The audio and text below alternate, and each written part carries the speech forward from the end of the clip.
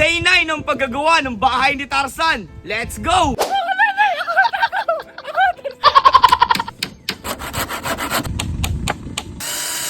Ngayong araw guys, sinimulan na nga pala naming lagyan ng bangko itong ating bahay ni Tarzan. At tingnan nyo naman guys, grabe, napaka-solid talaga at napakaganda na dito. Inilapat na kasi guys namin ngayong araw itong paikot na bangko dito sa bahay ni Tarzan. At dito na rin guys kami nagtanghalian kasama yung mga tropa natin. So what's up mga napadaan lang. So ngayong araw nga guys, literal na maaga nga tayo guys nagising. Pagputok pa nga lang guys ng araw dyan ay nagising na kaagad kami at tamang nagkape lang kami dito. And-enjoy nga lang pala guys namin yung napakagandang sunrise dito habang nagkakape. Kaya sana Lord, gabayan niyo po kami sa panibagong araw na gagawin namin. At sana Lord, sa lahat ng mga tao makakapanood ng video na to ay bless mo rin sila at pagpalain ngayong araw. Bago nga sana guys natin simulan itong paglalagay natin ng paikot na upuan dito sa bahay ni Tarzan, ay inaanyayahan ko nga pala guys kayong i-follow tong page namin at wag niyo na rin sana guys kalimutang i-like tong video na to. Para na rin guys lagi kayong updated sa mga nilalabas nating video tungkol dito sa bahay ni Tarzan. At para nga guys mga pantay yung ilalagay nating upuan at mga kawayan dito ay gagamitin nga pala guys natin dito ay Coco Lumber ulit. Kinapos nga guys kami sa paglalagay ng sahig dito sa may bandang dulo dahil naubusan nga pala guys kami ng kawayan at parating pa lang siya mamayang hapon. Kaya nga guys para mabilis na ring matapos ito ay ginawa kaagad namin itong bangko na paikot kahit hindi pa guys tuluyan tapos yung pagsasahig natin. Ginagamitan nga pala guys namin ng skwala at metro ito para mas maayos.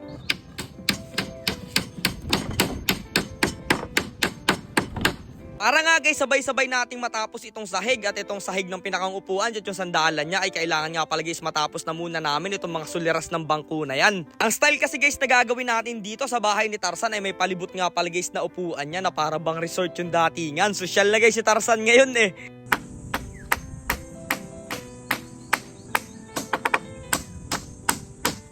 Siyempre guys, kaya nga pala ganito yung style ay para maka-adapt naman guys si Tarzan sa modern world.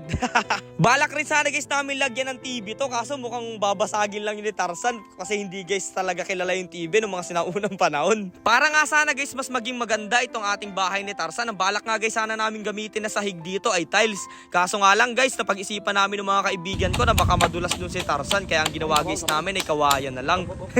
Pero joke lang naman yun guys, so bali nga ginagawa na natin dito itong paikot na upuan na yan. Kailangan nga guys natin patibayin itong upuan na to at lagyan natin ng maraming brace at maraming tukod. Mukhang marami-rami kasi guys ang mabibisita dito at baka mag-iba pang nag-upuan silang lahat dyan. Noong mga bata pa nga guys kami nitong mga kaibigan ko, matagal na talaga guys namin gustong gumawa nitong ganitong mga treehouse o bahay. Kaso nga lang guys wala pa kaming mga kakayahan nun kaya hanggang pangarap o imagination na lang namin. Pero ngayon guys nakaya na nating gumawa ay sinubukan nga pala namin gamutin dito yung hinahanap-hanap namin ng pagkabata namin na gusto namin gawin. Kaya nga guys ngayon ginagawa na namin itong isa sa mga pangarap namin lalong-lalo na nung mga bata pa kami. Kaya panigurado guys kayo may karanasan din kayo sa mga ganitong paggagawa ng treehouse lalong-lalo na yung mga bata pa kayo. Kaya paki-comment naman guys kung anong puno ang nilagyan nyo ng treehouse nyo at kung ano ba yung itsura na ginawa nyo doon. At kung naranasan nyo na rin guys gumawa ng treehouse o bahay-bahayan. Habang inaayos nga guys namin nila Jeric, Tupeng itong upuan dito sa taas ay yung tropa naman namin sina Angelo ay nandun naman guys sila sa baba at nagkakayas naman guys sila ng mga isasahig o ididingding namin dito. Bali nga guys, ganyan lang ang magiging itsura niyan. Parang paikot lang guys yung bangko dyan na may pasamano dun sa dulo. Talaga naman guys nakaka-refresh at talagang napaka-solid tumambay dito at nare-relax ka talaga pag ganito yung tanawin na makikita mo. Talaga naman guys napakapayapa lang ng buhay. Dito nga pala namin balak gumawa ng ramp o yung talunan guys para pag nagliligo kami. Tapos dito naman guys sa may kabilang dulo ay maglalagay kami dito ng tungko o lutuan para kitang-kita guys yung view na maganda pag nagluluto kami. Syempre ang lulutuin natin dyan ay mga masasarap na pagkain guys na seafoods, mga lapu-lapu, mga red snapper, alimango guys na malalaki at mga sugpo. Dahil nga guys kinapos tayo sa kawayan ngayon,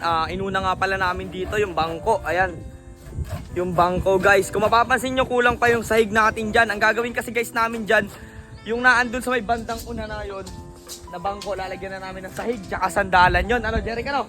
Tapos itong dalawang bangko tsaka sandalan nito at yung sahig na yan bukas pag dumating ulit yung in-order namin kawayan guys. Medyo marami kasi ang kakailangan kawayan dito kaya hindi talaga guys biro. Pero salamat at inaabangan nyo palagi. So yun muna guys ang gagawin natin ngayon. Abangan nyo, let's go!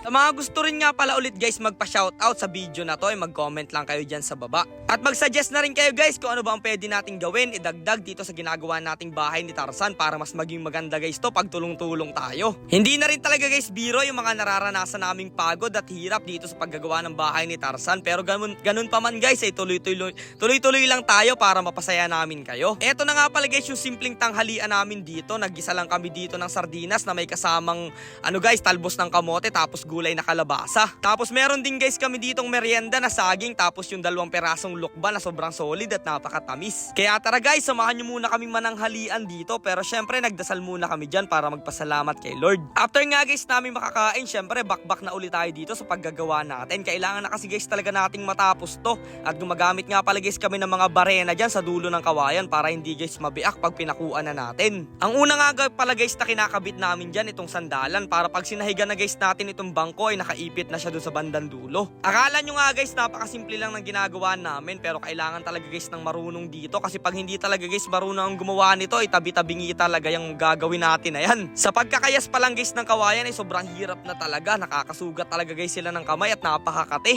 Pero ganun talaga guys, kung gusto natin makagawa ng bagay na maganda ay kailangan muna nating magsakripisyo at maghirap para sa magandang solusyon, para sa magandang katapusan o magandang mangyayari. Maya-maya nga lang guys ay dumating na rin dito yung mga nabili naming kawayan, at eto nga guys, nilangoy lang yan ng tropa nating si Tupeng, napakalakas na swimmer niyan. Nagpatuloy na nga pala kami dito sa pagsasahig nitong mga bangko na nilalagay natin. Bali nga guys, ngayong araw masasahigan lang muna namin siguro dito itong kabilang side ng bangko na to. Kailangan pa kasi guys nating magkayas bukas ng kawayan para doon sa 2 bangko na palibot dyan sa gilid.